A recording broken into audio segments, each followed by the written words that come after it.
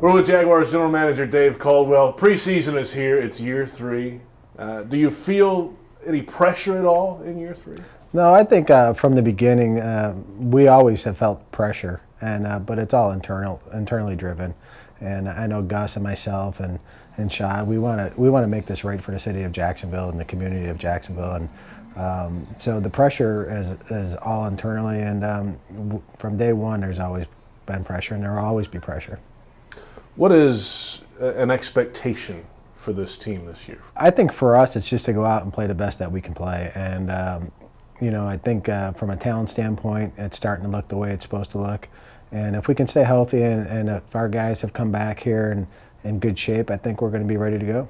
I want to go back in time a little bit. When you took the job early in 2013 to now, did you imagine the scope of what would have had to change here to get the roster where it is right now? Yeah, we knew it was a major undertaking, and that's what made the job so attractive. And when I sat down with Shad, and we liked the challenge, and we liked the idea of building something, and building something that can withstand the test of time too. And we're starting to get to that point where we're going to be very competitive, and in being competitive, we want to be able to stay there for a long period of time.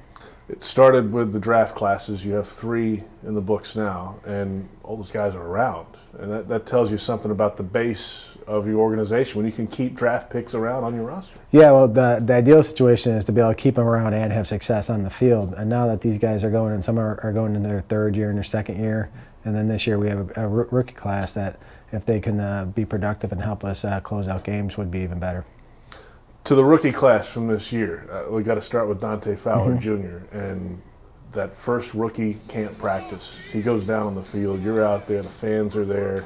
What's the first thing that goes through a GM's head? First was I really felt for Dante, and you know, the first was don't let it be serious.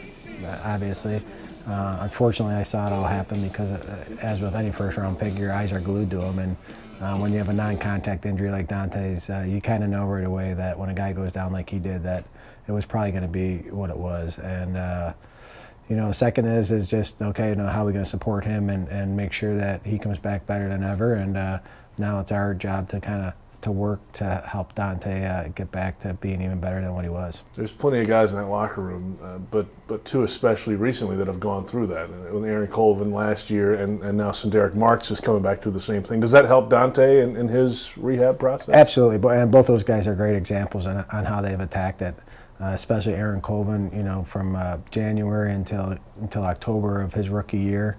You know, he had a couple setbacks here and there, but he never let it ruin his spirit, never let it, you know, hurt his days or anything like that. He just attacked it and had a great mindset through it. And same with Shadrick, and Shadrick is quite ahead of schedule. And our hope is that, you know, come opening day that he'll be ready, but we're not going to push it. We're going to make sure that it's right for not only our team, but for Shadrick, and make sure that that he doesn't suffer any setbacks by going back too soon.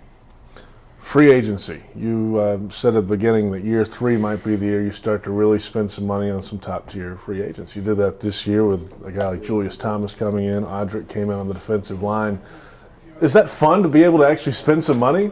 It's not my idea of fun. It seems like it's a little bit necessary evil.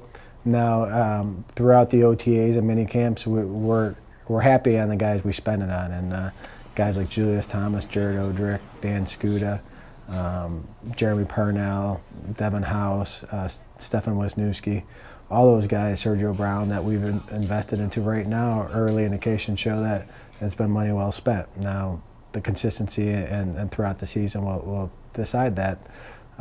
So that's good. But I think going into year 3, our plan was we wanted to get the quarterback situation settled before we started really investing in this team. And with Blake and being a young quarterback and giving him the best opportunity to succeed, now's our time. And then going into next season, we have a great cap situation. So we'll try to piggyback back-to-back years of kind of stocking this team up for a potential run. You mentioned the key position, of course, quarterback. Blake Bortles going into year 2 now. Worked all off-season to get those mechanics right and had a good off-season program. Is he ready to roll now in year 2? And what are your expectations for number 5? I expect him to have a solid year, and I think you know, all the mechanic stuff, I think a lot of that's been overblown. He wasn't that far off last year. I think a lot of the stuff, the video you may have seen, was kind of a byproduct of him maybe not being healthy. You know, late in the year, as you saw in the injury report, he had some shoulder issues, he had some foot issues after the Baltimore game, and it's difficult for a quarterback to throw when he's on one leg and his throwing arm is not 100%. So he had to adjust, and to his own credit, he fought through it and kind of may not have looked the way we all wanted him to look, but at the end of the day, there was reasons behind it. It wasn't because he was lacking technique. It wasn't because he let his footwork go. It wasn't because of he wasn't using the right throwing motion. He was doing what he had to do to get by. Every move you make, though, is to help number 5, right? If you add a player, a weapon of some kind, an offensive lineman, even on defense, it's to help.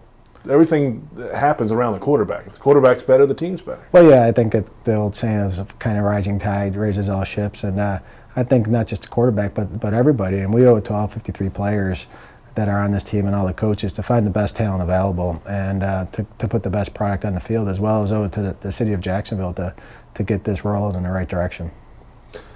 3 draft classes in, big free agency this year. Are you on track to where you thought you would be going into the 3rd season? Yeah, we knew the first 2 years were going to be very challenging, especially year 1.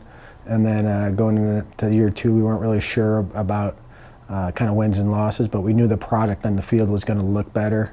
And then now going into year 3, we feel like, you know, those young guys are now veterans from our first draft class. Guys like Cyprian and Joko and Demetrius McCray and Denard Robinson, Josh Evans. Those are guys we're going to count on to be a core part of this football team. And then, you know, guys from last year I think are going to really take a step up. Allen Robinson, Marquise Lee, Alan Hearns, Blake obviously. Brandon Linder played very good football as a rookie. We expect him to play even better in his 2nd year. So I think overall, I think if everybody just gets a little bit better, and then you add the pieces like Julius and Jeremy Parnell and Jared Odrick, that we should have a chance.